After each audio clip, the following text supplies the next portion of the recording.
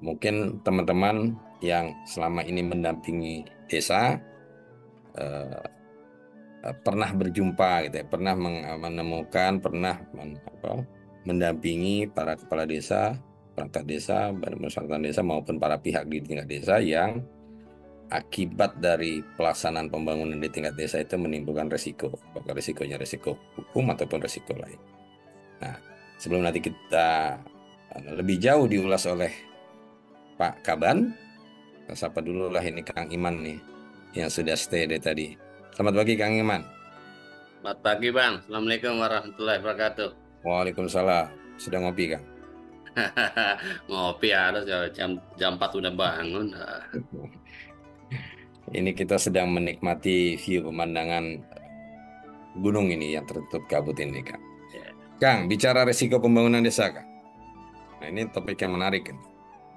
Nah nanti eh, setidak-tidaknya kita akan melihat sejauh mana dampak pembangunan yang dilakukan oleh desa, terutama yang pertanggungjawabannya, gitu, ya. Pertanggungjawabannya itu dilakukan oleh kepala desa atau sebutan lainnya itu kemudian membawa resiko hukum lah, terutama kepada pribadi yang bersangkutan.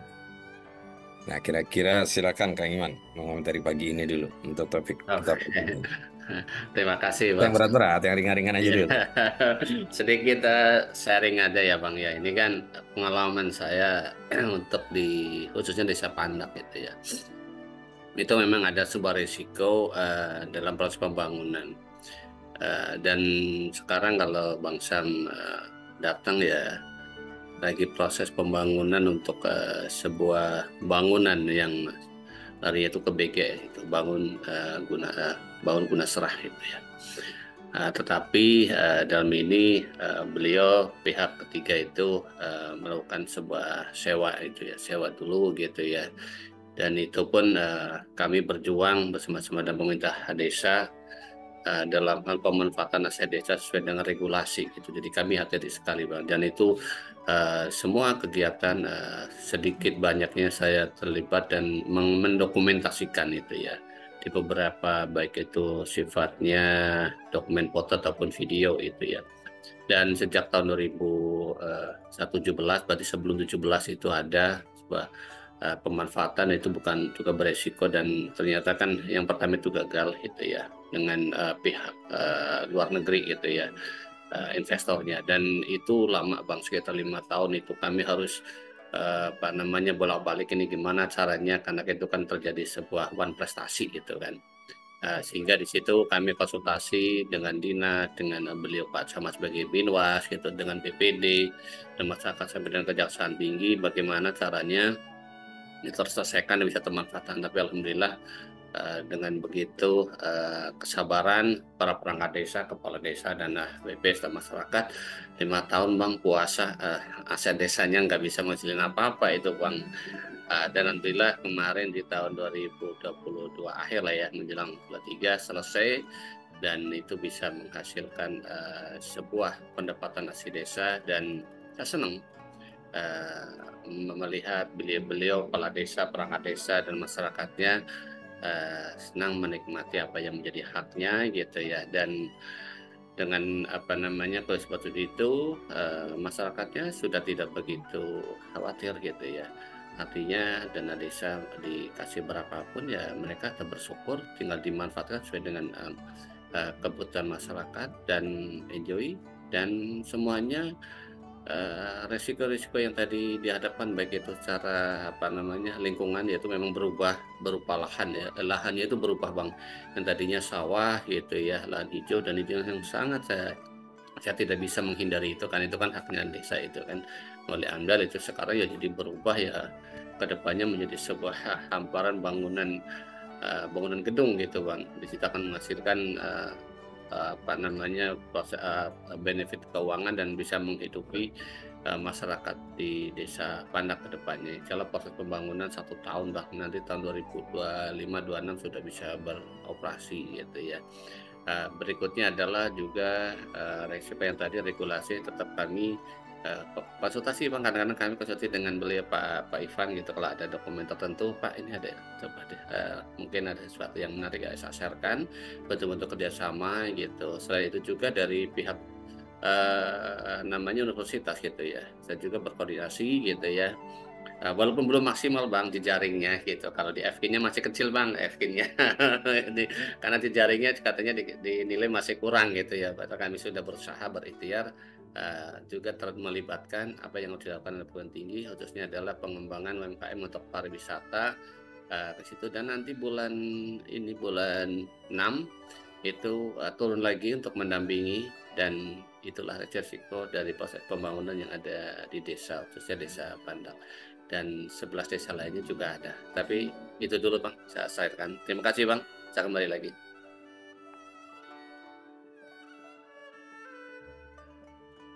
Terima kasih Kang Iman.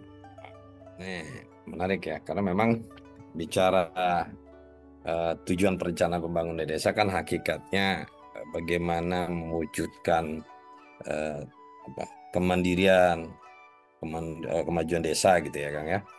Nah, bagaimana kalau kita kaitkan misalnya nanti dengan tujuan pembangunan berkelanjutan, nah isu pembangunan di desa menjadi isu yang krusial, gitu kan? Bagaimana masyarakat, misalnya peningkatan kualitas hidup masyarakat itu terwujud, bagaimana penurunan angka kemiskinan itu juga terlaksana, masyarakat memperoleh akses yang seluas-luasnya gitu ya terhadap sumber daya dan pelayanan publik yang ada di tingkat desa.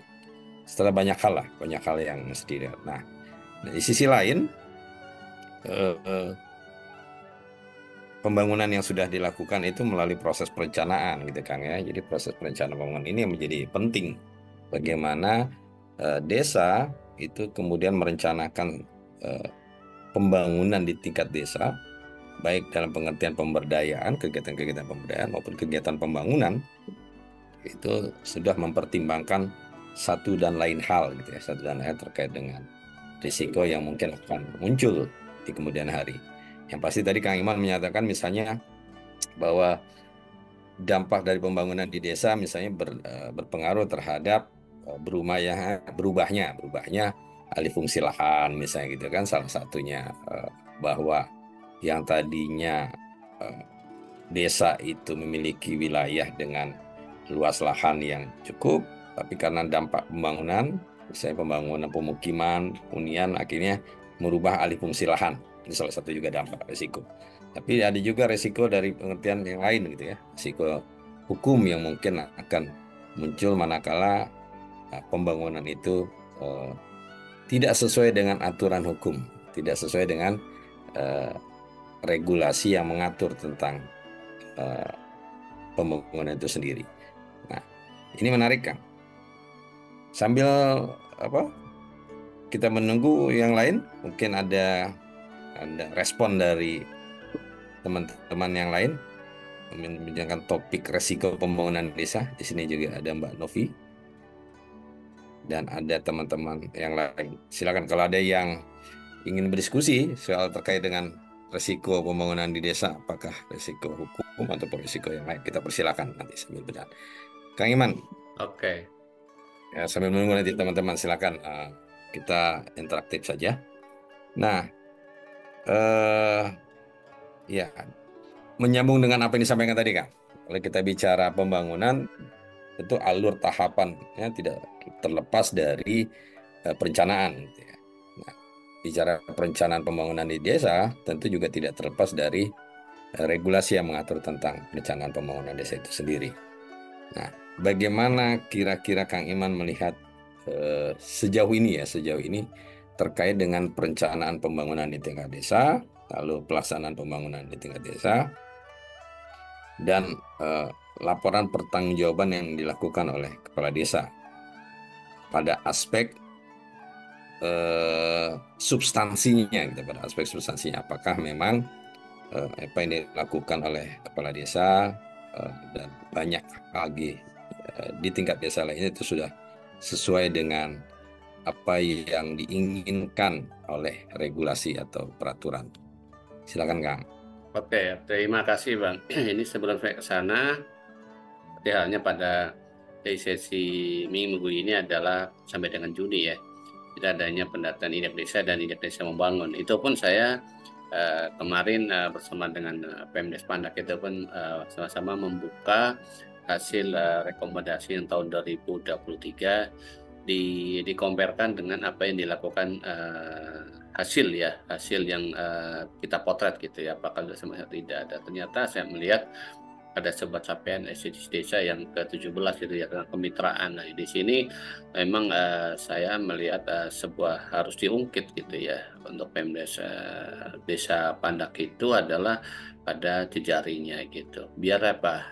Biasanya kan gini Bang, kalau ada tamu itu kan lebih lebih afdol biasanya gitu. Memberikan informasinya itu kan orang itu lebih lebih responsif gitu. Karena kalau diungkit dari dalam kurang gitu lah, sehingga saya apa namanya kemarin mencoba-coba deh itu yang jejaring untuk posisi edisi ke-17-nya gimana gitu. Nah, di situ. Yang berikutnya adalah apa yang tadi disampaikan memang Bang, sesuai kita ketahui bersama itu ya, peran daripada BPD sesuai dengan Permendagri 110 2016 itu emang harus digenjot tuh Bang. Artinya apa namanya dalam hal keteknisnya Bang gitu. Dan ini tidak bisa kita sebagai tenaga pendamping itu bekerja sendiri, tentunya sesuai dengan porsi peran. Ada Binwas itu ya. Saya juga melihat Binwas itu masih begitu kurang terhadap BPD, sehingga apa yang disampaikan pada substantifnya sebuah pelaporan itu ya masih pada paparan ada bukti gitu, tapi tentang isinya kurang begitu apa namanya terbaca. Padahal di dalam khususnya gitu ya, orang kan selalu lebih lebih sensitif tentang kalau keuangan gitu.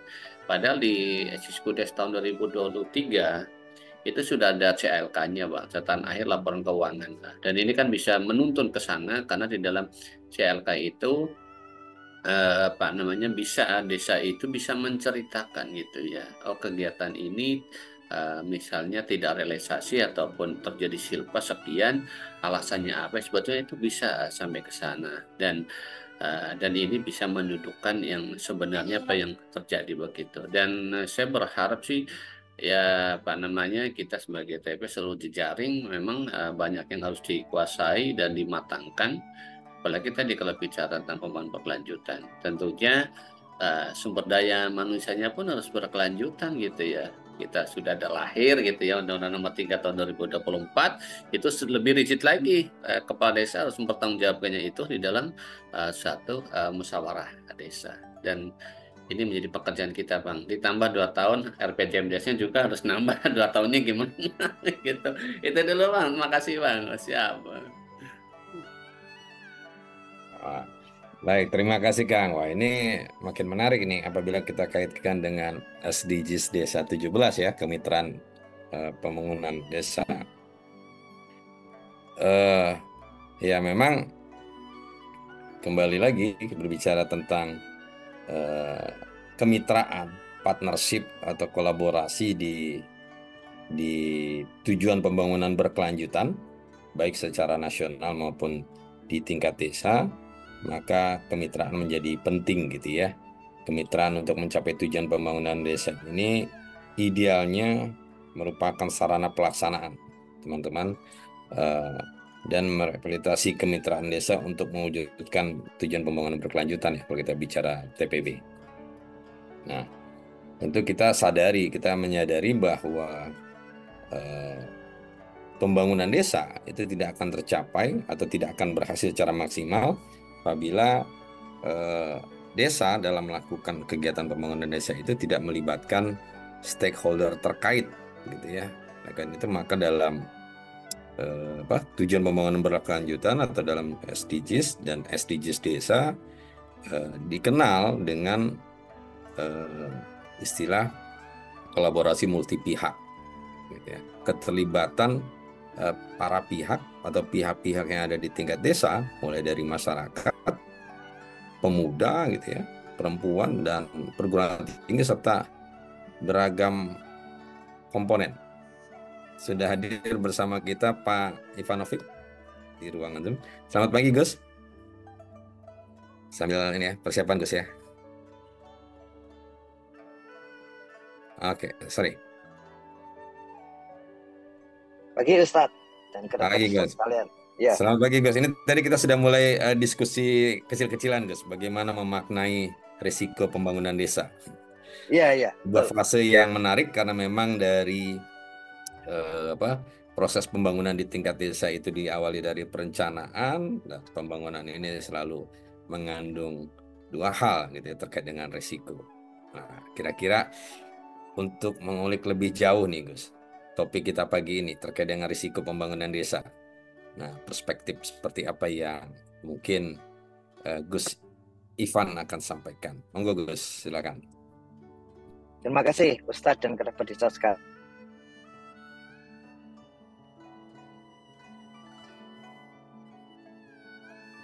sekalian.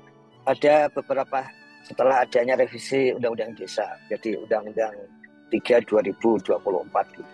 Paling tidak kita akan mendiskusikan yang lebih detail itu tentang risiko pembangunan desa, kemudian tentang reformasi birokrasi desa, lalu tentang konsep pembangunan yang direvisi ya di dalam Undang-Undang Desa menjadi rural livelihood dan kemudian mengenai kesenjangan ekonomi dan sosial. Untuk kali ini Ustadz dan kerabat desa sekalian, kita akan bahas mengenai risiko pembangunan desa. Ya. Tapi sebelum itu Ustadz perlu disampaikan pada waktu hari Kamis ya, itu sebetulnya ada rencana untuk memulai daily report pendamping desa yang baru. Tapi pada siang hari ada rapat ya, yang intinya menunda sampai 1 Juni. Ya. Sehingga waktu hari Jumat rencana untuk pembahasan menjadi ditunda. Nanti kalau udah beres info semalam dari Bukapus Datin minggu depan itu akan disampaikan secara teknis ya, bagaimana cara-caranya dan penggunaannya. Itu sih tambahannya Ustadz. Kemudian besok pagi ada rencana kerjasama Direktorat Jenderal Pengembangan Ekonomi dan Investasi untuk penyerahan berbagai hasil ya, kerjasama antara swasta CSR dengan bumdes-bumdes di Indonesia gitu. Ya, ada yang ya kalau swasta ada istilah gold, kemudian emas sih maksudnya, kemudian perak dan perunggu. Nah, ini memang ada hal yang menarik di revisi Undang-Undang Desa dan sepertinya publik baru ya mengetahui kalau kita lihat di media massa itu akhir minggu lalu ya, sehingga ada banyak permintaan wawancara dengan Gus Salim. Salah satunya yang kami diwakilkan kepada kami pada hari Jumat malam itu dengan Sindo News TV. Tapi intinya bagus lah, sekarang sudah mulai berkembang di ranah publik revisi Undang-Undang Desa itu.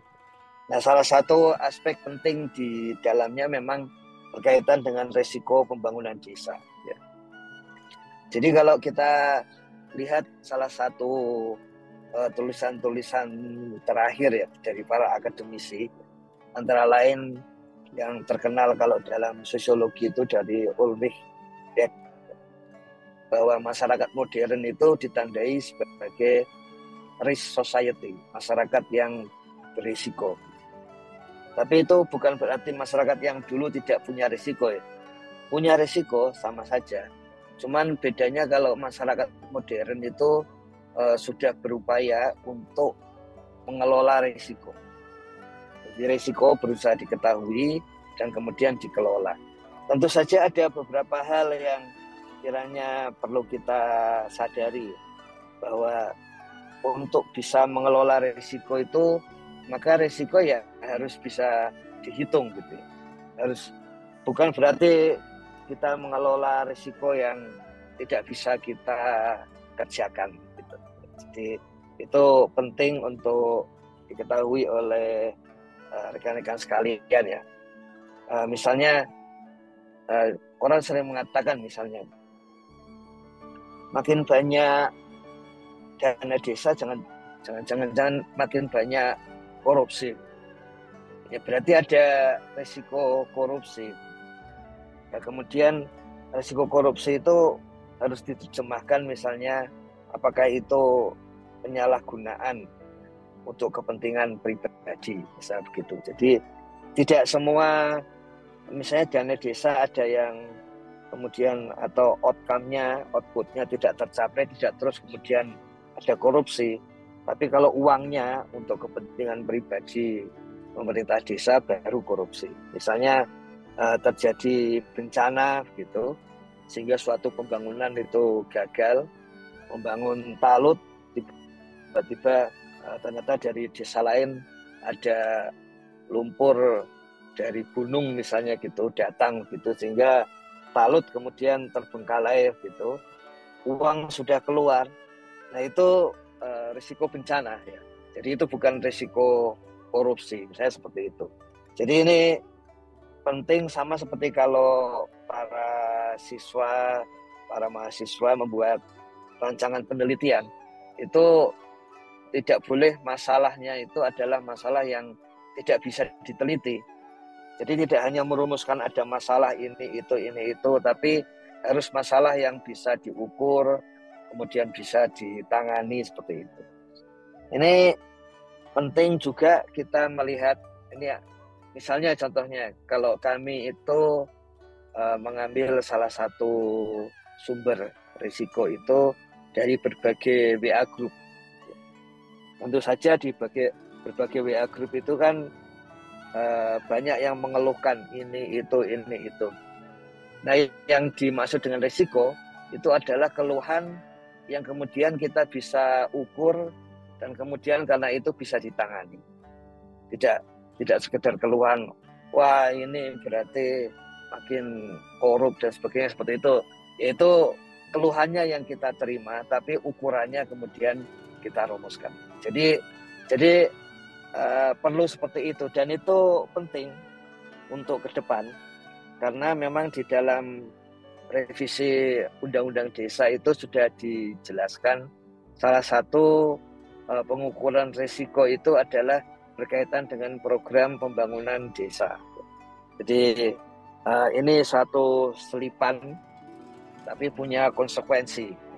Selipan dari perlindungan hukum, melindungi kepala desa, menjalankan tugas dan wewenang pemerintahan desa. Ya. Jadi menjalankan tugas dan wewenang pemerintahan desa, tapi kemudian terkait dengan penggunaan anggaran desa untuk program pembangunan desa. Ya. Jadi yang kita akan diskusikan memang risiko pembangunan desa karena ini berkaitan dengan audit oleh BPKP yang sekarang dibuka ini. Bahkan sebagian pihak mengatakan hebat juga itu, lembaganya langsung masuk dalam undang-undang sehingga dipastikan akan selalu berperan, bukan sekedar eksis, bukan sekedar ada tapi sekaligus berperan. Kementerian Desa saja tidak ada di dalam undang-undang, tidak disebutkan secara letterlek gitu ya. Tapi kalau BPKP ini disebutkan. Nah ini penting karena pasti nanti audit itu berkaitan dengan rumusan risiko. Jadi sebelum melaksanakan audit itu apa saja yang harus diaudit. Nah, biasanya itu kemudian terkait dengan risiko. Nah risiko itu dirumuskan dari kebijakan. Jadi kalau ada kebijakan pembangunan desa, kemudian di dalamnya ada tahapan, ada rincian seperti itu. Nah, rincian atau tahapan itu kemungkinan tidak berjalan karena apa? Nah, itulah yang disebut dengan risiko. Jadi pengelolaan risiko itu kira-kira seperti itu. Pertama, kita harus mengetahui kebijakannya.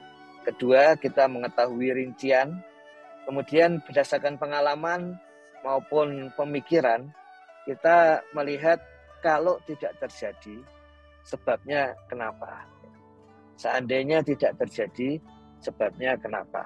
Dari situ kemudian kita merumuskan, oh kalau gitu yang perlu diaudit adalah kemungkinan-kemungkinan itu. Kalau desa, artinya pemerintah desa, BPD, pendamping desa, dinas pemberdayaan masyarakat bisa merumuskan itu akan terutama di minggu-minggu sekarang ini ya, ketika berbagai aturan turunan dari revisi undang-undang desa ini sedang disusun itu kalau ada rumusan-rumusan seperti itu kemudian disampaikan kepada BPKP pasti akan sangat berguna dan bisa mempengaruhi resiko pembangunan desa ke depan. Rumusan-rumusan resiko pembangunan desa ke depan. Jadi makanya ini penting bagi kita sekalian untuk memahami hal ini ya. Jadi cek kebijakan pembangunan, kemudian pengalaman lapangan selama ini, kemudian berguna untuk melihat tidak berjalannya itu kenapa. Kalaupun ternyata desa kita itu lancar, kita bisa mengajak pemikiran seandainya tidak lancar di mana itu, dan seandainya tidak lancar kenapa itu. Jadi bagi kerabat desa sekalian yang desanya lancar membangun, tetap bisa merumuskan risiko pembangunan desa. Apalagi yang desanya tidak lancar dalam membangun gitu ya. Itu pengalaman tidak lancarnya itu berguna untuk merumuskan risiko pembangunan desa. Dan jangan lupa tetap nanti yang akan menjadi rumusan audit itu adalah risiko pembangunan desa yang bisa ditangani. Jadi kalau tidak bisa ditangani ya itu bukan risiko pembangunan ya. Karena pembangunan itu mengandaikan kemampuan manusia untuk mengelola. Jadi kalau manusia tidak bisa mengelola ya bukan pembangunan namanya. Karena pembangunan memang perubahan sosial yang disengaja. Jadi kalau kita lihat di pasal 26 ayat 3 huruf E, ini jelas nanti ada audit dari BPKP, dan ini audit ini kalau kita kaitkan dengan peraturan Presiden yang terbaru berkaitan dengan risiko, yaitu Perpres nomor 36 tahun 2023 ya. Ini yang menarik dari Perpres ini bagi desa ya, bagi desa. Di dalamnya itu anggota dari Komite Manajemen Risiko Pembangunan Nasional itu adalah Kementerian Desa. Jadi saya masih ingat waktu itu untuk para menteri itu sengaja dari BPKP bertemu gitu ya ke tempat kami gitu, karena ini sangat krusial gitu. Mengapa sangat krusial? Karena di dalam konsep pembangunan nasional itu kita bisa membagi. Ini contohnya di dalam panduan untuk kemiskinan ekstrim itu ya. Itu di sana sudah ada pemikiran membagi bahwa kemiskinan itu dari sisi wilayah ada di desa, itu harus dikelola oleh Kementerian Desa, dan kemudian di kelurahan. Kemudian kelurahan itu kemudian tentu saja ada Pemda, itu yang dikelola oleh Kementerian Dalam Negeri. Jadi di dalam manajemen kemiskinan ekstrim itu Kementerian Dalam Negeri dan Kementerian Desa itu disandingkan dalam arti supaya aspek di lapangannya jalan, ya, kewilayahannya jalan. Demikian juga dalam MRPN ini, Manajemen Risiko Pembangunan Nasional, itu juga aspek penting di sana ada Kementerian Dalam Negeri untuk mengelola risiko pembangunan di kelurahan, kemudian di daerah. Kemudian yang satu lagi adalah untuk mengelola risiko pembangunan di desa. Nah, di situ ada Kementerian Desa. Jadi memang ketika di dalam revisi Undang-Undang Desa itu kemudian ada aspek resiko pembangunan ya, tadi. Karena itu yang akan diaudit oleh BPKP itu, maka kemudian kita ketahui oh ini sudah mulai harus jalan ini, dan kemudian rumusan dari level nasional sampai ke level desa kemudian juga jadi harus bisa berjalan gitu.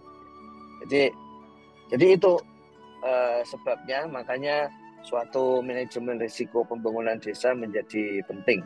Nah, kita lihat bagaimana cara-cara menghitungnya, ya, cara-cara menghitungnya, yaitu dengan melihat kalau lihat tujuan MRPN, pencapaian sasaran. Jadi kita harus mengetahui tujuan dari pembangunan desa. Kalau kita sudah mengetahui tujuan, maka kita akan punya bayangan ya, apa saja yang akan diaudit. Kemudian kualitas ya. Jadi kualitas tentu saja berkaitan dengan bagaimana pengelolaan, tahapan dan sebagainya. Kemudian efektivitas. Nah, ini berkaitan dengan pencapaian manfaat. Saya kira seperti itu. Kemudian tugas komite, ini yang di dalamnya tadi kami sampaikan salah satu aspek yang penting atau pihak yang penting di dalam komite itu di Kementerian Desa, karena di dalamnya ada wilayah desa, wilayah pembangunan desa yang harus dirumuskan ini resikonya gitu. Jadi menetapkan program kegiatan prioritas pembangunan dan jenis resiko, termasuk yang lintas sektor. Lintas sektor udah pastilah, karena wilayah itu pasti ya lintas sektor. Kalau sektoral ya tidak perlu seperti itu kan. Yang kedua, siapa pemilik dan siapa pengelola. Jadi kita perlu merumuskan siapa yang menjadi pemilik risiko, dalam hal ini kalau level nasional ya di Kementerian Desa. Kemudian yang di lapangan ya, siapa saja yang menjadi pengelola risiko. Jadi pengelola risiko itu yang di lapangan, yang setiap hari dia melakukan kegiatan, dan dalam setiap kegiatan itu ada risiko pembangunan yang sudah dirumuskan. Yang diaudit itu nanti yang di lapangan itu sesuai dengan arah dari kebijakan pembangunan desa. Nanti ada kerangka kerja, kemudian ada budaya. Nah, budaya risiko itu artinya adalah ya setiap kali kita melakukan kegiatan ini semakin kuat, semakin bagus, semakin mendalam ya budaya risiko itu, kemungkinan hasil pembangunan bermanfaat bagi masyarakat itu semakin meningkat ya. Jadi pentingnya budaya risiko itu, tentu saja ini risiko yang dihitung ya, risiko yang sudah dirumuskan tadi itu kalau berjalan maka dan kuat, maka masyarakat, karena pembangunan itu pasti tujuannya untuk kesejahteraan masyarakat ya. Maka kesejahteraan masyarakat itu meningkat. Itulah sebabnya salah satu dari pengecekan ya, evaluasi terhadap risiko pembangunan desa ya, apakah ada peningkatan kesejahteraan masyarakat atau tidak, pasti akan ada ke sana. Kemudian ada pengawasan internal dan pengawasan eksternal. Ya, pengawasan internal tentu saja kalau di desa ya, di antara pemerintahan desa, baik itu pemerintah desa sendiri, eksekutif, maupun dari BPD. Gitu. Dan kemudian di dalamnya tentu saja kita ketahui forum tertinggi yaitu musyawarah desa juga berperan sebagai pengawasan internal. Sementara yang eksternal ya dari masyarakat, termasuk dari BPKP itu. Kemudian antisipasi, dan kalaupun sulit itu masih ada profil risiko strategis. Kalau strategis ini dirumuskan oleh level kementerian gitu ya. Jadi kalau misalnya ada hal-hal baru, sudah ada rumusan risiko pembangunan desa, tapi ternyata dari lapangan, entah itu dari WA Group tadi misalnya, kita belajar, kita pelajari dari sana, kemudian dari pendamping desa, kepala desa sendiri, asosiasi BUMDes dan sebagainya itu. Nah, kalau itu bersifat risiko baru, maka tugas dari kementerian untuk menyusun profil baru tentang risiko pembangunan desa nantinya begitu. Kemudian bagaimana hasilnya, dan kemudian pastilah nanti sudah mulai lintas sektor ya. Tidak mungkin tanpa lintas sektor, karena memang ini pembangunan yang sifatnya kewilayahan. Jadi karena pembangunan desa dan desa itu wilayah ya, maka mau tidak mau lintas sektor. Tinggal siapa yang bagian mengkoordinasinya. Untuk pembangunan yang wilayahnya desa, karena pembangunan desa maka yang mengkoordinasi harus Kementerian Desa. Jadi di internal Kementerian Desa sendiri juga perlu dikuatkan kapasitas, baik itu kapasitas pengetahuan maupun sikap perilaku untuk bisa mengkoordinasi pembangunan di level desa. Nah, yang pertama, rumusan siapa pemilik dan pengelola. Meskipun ini tentu saja dalam proses ini, tapi dari konsep yang ada, pemilik risiko itu adalah pemegang arah kebijakan strategis. Jadi dengan demikian, karena arah kebijakan strategis untuk pembangunan desa itu di Kementerian Desa, maka pemilik risikonya Kementerian Desa. Terhadap rumusan itu, kemudian siapa yang akan mengelola di lapangan? Yang di lapangan tentu saja ada Dinas PMD Provinsi. Kita ketahui dari Undang-Undang Desa saja, Dinas PMD Provinsi punya tugas Dinwasnya itu antara lain misalnya memastikan ada kajian pengetahuan tentang desa adat misalnya. Kemudian Dinas PMD Kabupaten Kota. Nah ini sangat banyak ini Dinas PMD Kabupaten Kota, karena di dalamnya itu banyak tugas ya, baik di dalam Undang-Undang Desa maupun revisinya ini. Misalnya kalau direvisi kan salah satu tambahan tugas bagi Dinas PMD yaitu ketika kepala desa mengusulkan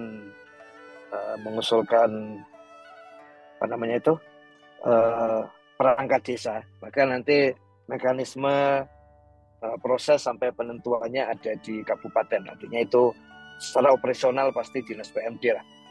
Kemudian pemerintah desa, karena yang mengelola, menjalankan pembangunan desa, pemerintah desa pasti ada aspek pengelola risiko di sana.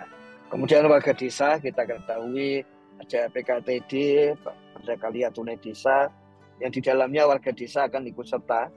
Jadi pasti di dalamnya warga desa akan turut menjadi pengelola risiko.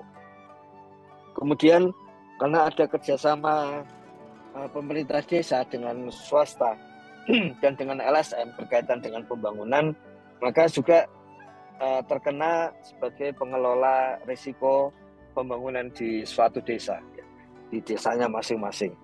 Nah ini aspek-aspek yang dicek. Pengelola risiko tentu saja punya peluang untuk diaudit oleh BPKP ya. Tapi perlu disclaimer di sini, ini adalah satu pemikiran yang belum menjadi ketetapan ya, tapi ini pemikiran yang berbasis kepada Peraturan Menteri Desa nomor 21 tahun 2020. Di situ disebutkan misalnya Peraturan Menteri Desa ini berguna untuk siapa saja. Siapa yang menjadi tujuan dari Peraturan Menteri Desa 21 2020. Disebutkan di situ Pemdanya, pemerintah desa, warga desa, dan swasta yang bekerja sama dengan pemerintah desa. Tapi karena kerjasama itu juga mencakup LSM, maka masuk di sana. Jadi rumusan pemilik dan pengelola risiko itu ada di dalam arah ya, di dalam aturan-aturan arah pembangunan desa seperti itu. Jadi karena ada hal seperti itu, maka kemudian bisa dirumuskan gitu ya, siapa pemilik risikonya gitu. Jadi makanya menjadi penting bagi kita untuk bisa mengetahui bagaimana upaya merumuskan suatu analisis dan audit risiko itu. Ini contohnya tadi dirumuskan dari pasal-pasal seperti ini. Penting bagi kita untuk mulai mencek ulang, mengevaluasi ulang pasal-pasal yang ada di dalam Peraturan Menteri Desa Nomor 21 2020, karena di situ ada argumen atau ada arah kebijakan mengenai pembangunan desa dan pemberdayaan masyarakat. Jadi di sini dituliskan seperti ini. Kemudian kita juga mengetahui di ayat berikutnya ini, ketika di sini sudah dituliskan bahwa pedoman penyelenggaraan pembangunan, pemberdayaan masyarakat, fasilitasi, ini pasti yang bagian ayat kedua ini adalah substansi untuk auditnya. Audit untuk pembangunan desa berkaitan dengan ini. Jadi kira-kira merumuskan nanti audit risiko pembangunan desa seperti apa itu dilihat di sini. Kemudian di bawahnya bertujuan, nah ini pasti untuk melihat evaluasi efektivitas pembangunan desa, itu akan dilihat sejauh mana ini tujuan-tujuan di sini itu tercapai. Nah, kira-kira seperti itu. Jadi paling tidak kerabat desa sekalian itu sudah bisa mulai memperkirakan ya, paling tidak memperkirakan suatu audit untuk pengelolaan risiko pembangunan desa itu isinya nanti akan seperti apa. Dan seperti biasa di dalam teori pembangunan, siapa yang lebih dulu dan lebih siap untuk lebih dulu mengetahui, kemudian sudah mempersiapkan diri, ya nanti kemungkinan hasil-hasil pembangunannya ya akan tercapai dengan lebih efektif, lebih bagus. Jadi ini tadi yang pertama dari ayat tadi, kemudian bisa ketahuan siapa pemilik dan pengelola risiko seperti itu. Ya. Kemudian kalau kita lihat lebih lanjut, ya, aspek-aspek apa nanti substansi dari audit risiko pembangunan desa yang tadi sudah kita lihat. Berarti itu audit itu akan berkaitan dengan penyelenggaraan pembangunan desa, dengan penyelenggaraan pemberdayaan masyarakat desa, kemudian fasilitasi terhadap pembangunan desa, kemudian kerjasama desa, kerjasama dengan pihak ketiga, dan fasilitasi penanganan bencana alam atau non-alam. Jadi ini aspek-aspek yang ada di dalam Peraturan Menteri Desa Nomor 21 tahun 2020, dan karena ini menjadi arah pembangunan, maka ya otomatis ini menjadi substansi untuk diaudit sebagai audit risiko pembangunan desa seperti itu. Kemudian bagaimana evaluasi atau outcome. Jadi mengaudit ini audit kinerja. Ini bukan audit keuangan, bukan. Tapi ini audit kinerja, dan audit kinerja itu ya nanti evaluasinya sejauh mana uang yang digunakan itu kemudian bisa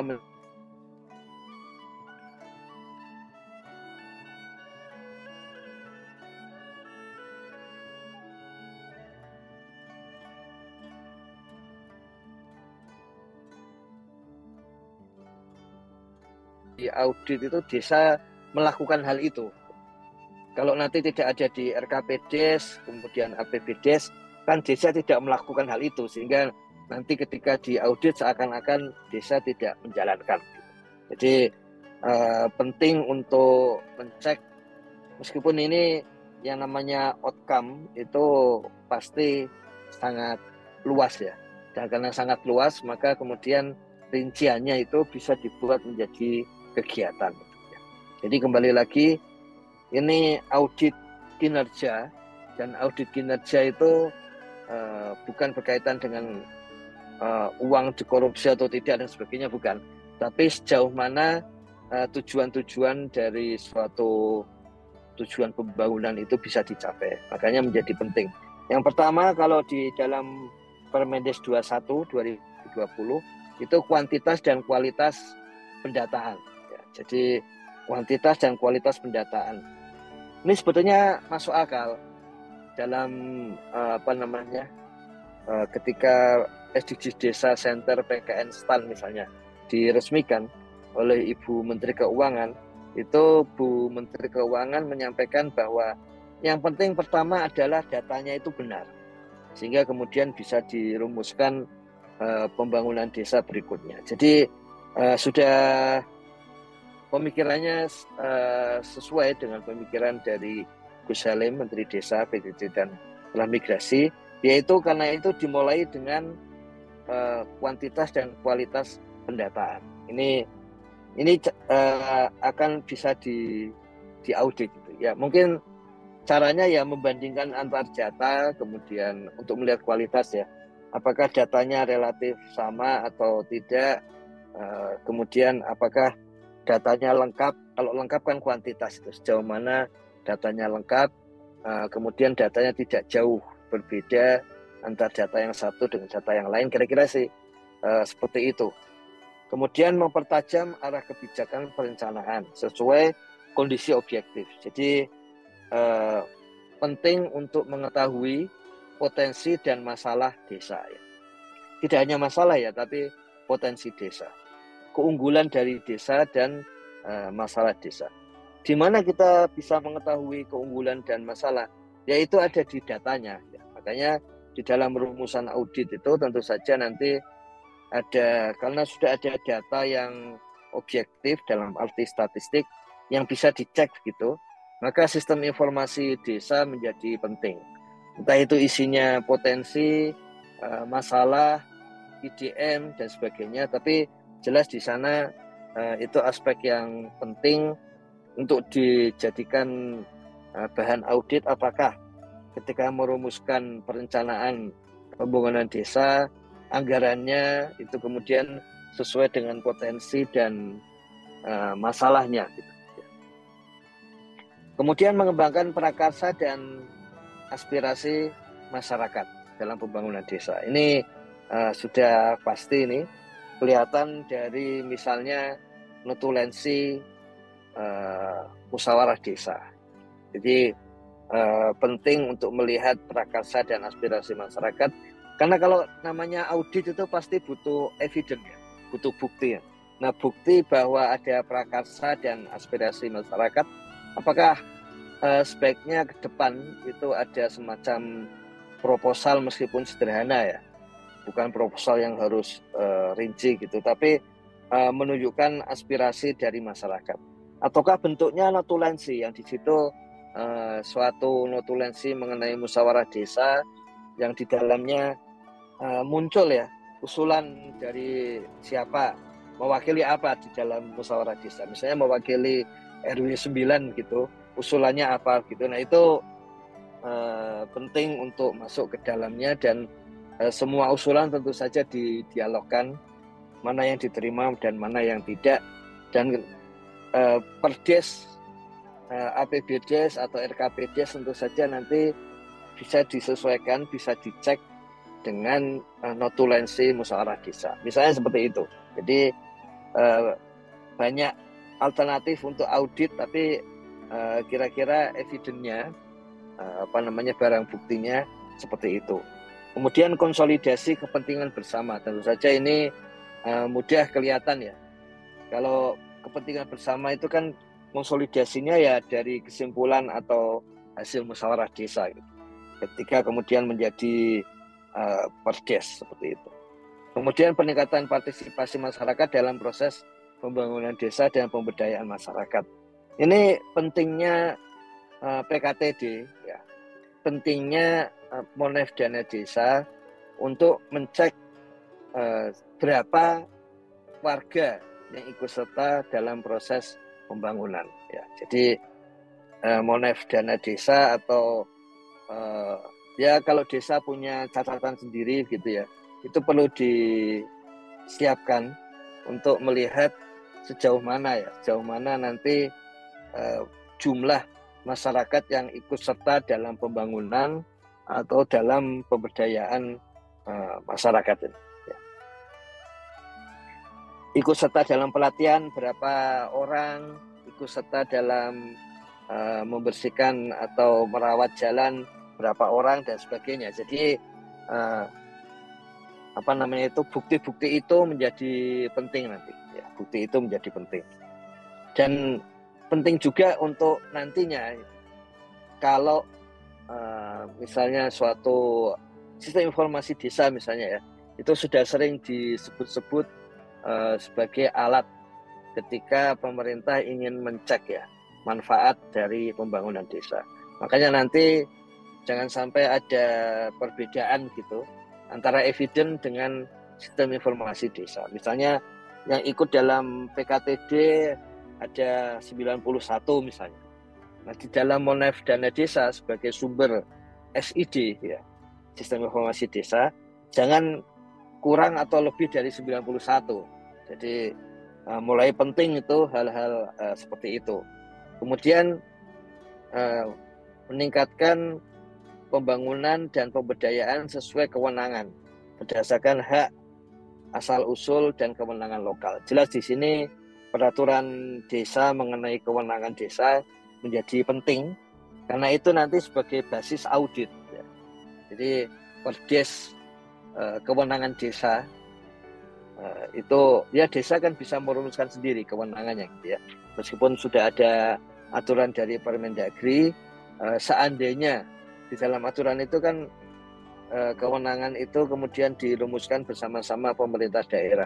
Seandainya Pemdanya itu masih sampai belum bergerak gitu ya, desa perlu merumuskan dulu itu perdesnya. Nanti kalau kemudian ada pergerakan bersama Pemda nggak apa-apa, nanti perdesnya direvisi gitu. Tapi jelas karena di sini berdasarkan hak asal usul dan kewenangan lokal desa, maka perlu evidence ini, perlu bukti ini, kemudian nanti dipastikan bahwa di dalam audit kinerja itu ya berarti kinerja desa memang sesuai kewenangannya. Buktinya apa? Ya ini ada di dalam perdes ini ya. Kira-kira sih seperti itu.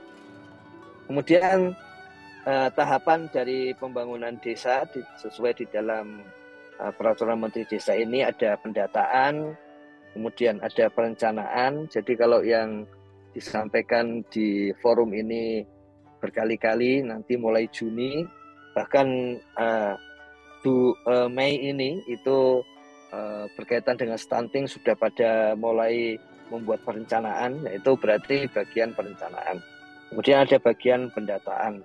Kemudian nanti kalau sekarang perencanaan ya, maka pada T+1 setelah perencanaan ya, jadi tahun depan gitu, bagaimana pelaksanaannya, dan kemudian menjadi penting setiap akhir tahun anggaran ada laporan dari pemerintah desa, bisa laporan kepala desa mengenai pertanggungjawabannya ya. Jadi pernah BPKP sekitar setahun yang lalu ya, 2 tahun apa setahun yang lalu itu merancang sakit desa ya. Sebetulnya isinya laporan dari pertanggungjawaban keuangan, tapi khususnya berkaitan dengan pembangunan desa. Jadi bukan berkaitan dengan yang lain-lain, tapi hasil pembangunan desa gitu. APBDes-nya seperti ini, hasilnya seperti apa gitu. Makanya kalau ada perubahan, jangan lupa APBDes perubahan itu juga dicantumkan gitu, sehingga nanti klop ketika membuat laporan akhir. Jadi jangan sampai APBDes-nya itu enggak diubah-ubah, padahal ternyata di lapangan itu ada revisi-revisi, perubahan-perubahan di dalam pembangunan. Nah, memang kemarin ada yang menyampaikan kadang-kadang sulit juga mengubah di dalam Siskudesnya gitu ya. Nah, itu nanti yang perlu jadi pembicaraan antara pemerintah daerah dengan BPKP itu. Bagaimana caranya supaya bisa lebih fleksibel ya, lebih mudah dan tercatat di Siskudes mengenai perubahan itu. Karena Siskudes kan yang mengelola BPKP ya, sehingga itu alat yang paling mudah gitu bagi BPKP untuk mencocokkan antara APBDes dengan nanti hasil laporan dari desa itu ya. Yang kalau rencana awal dulu ada namanya sakit desa dan sebagainya, tapi intinya itu laporan pertanggungjawaban dari desa. Nanti kita lihat lebih detail Ustadz untuk rancangannya, karena memang saat ini setelah adanya revisi Undang-Undang Desa itu semua hal sedang bergerak cepat ini untuk perumusan berbagai kebijakan baru gitu ya, yang menjadi yang menjadi pasal-pasal dan ayat-ayat baru dari revisi Undang-Undang Desa itu. Terima kasih Gus. Wah, ini menarik Gus, karena memang pasca berlakunya Undang-Undang Nomor 3 2024, perubahan kedua dari Undang-Undang Desa 6 2014 ini kan memaksa semua pihak secara halus untuk segera melakukan akselerasi percepatan Gus ya. Dan bagaimana frase munculnya tadi perlindungan hukum terhadap kepala desa itu juga dimaknai bagaimana desa itu sudah harus memulai mengedukasi diri untuk membentengi diri ya, terutama dari manajemen risiko, karena memang di Perpres 39 tadi juga ada manajemen risiko pembangunan nasional ini kan. Nah, artinya semua pihak termasuk kita semua teman-teman TPP juga sudah harus melek diri juga ini Gus, bagaimana manajemen risiko sudah kita identifikasi dan kita antisipasi sehingga desa-desa yang berpotensi akan mengalami risiko akibat dampak pembangunan di desa bisa diminimalisir setidaknya seperti itu. Barangkali begitu ya Gus ya. Ya, betul. Bagi hari ini, dan terima kasih banyak nih Gus, karena memang Permendes 21 2020 di awal tadi sempat sudah tersinggung dan kemudian diulas lebih jauh oleh Gus Ivan, dan ini mungkin yang perlu dibaca berulang kali oleh kita semua, oleh teman-teman, karena Permendes 21 2020 menjadi guidance untuk kegiatan pembangunan desa dan pemberdayaan masyarakat desa. Artinya mau tidak mau, suka dan tidak suka ya, semua kita pegiat desa, kepala desa dan teman-teman tenaga pendamping profesional desa ya mengulang kembali, merefresh kembali Permendes 21 2020 supaya tidak lupa. Terima kasih Gus atas nutrisi pagi ini di ruang cakap desa, dan mudah-mudahan apa yang disampaikan oleh Gus Ivan bermanfaat untuk kita semua dan menjadi bekal bagi kita semua untuk mendampingi desa serta memfasilitasi desa. Tidak terasa kita sudah di penghujung waktu juga nih Gus, dan kita akan berjumpa kembali di esok hari dengan topik yang tidak kalah menarik. Terima kasih atas kehadiran kita semua. Kita tutup ruang cakap SD pagi ini dengan alhamdulillah dan kita akhiri dengan assalamualaikum warahmatullahi wabarakatuh.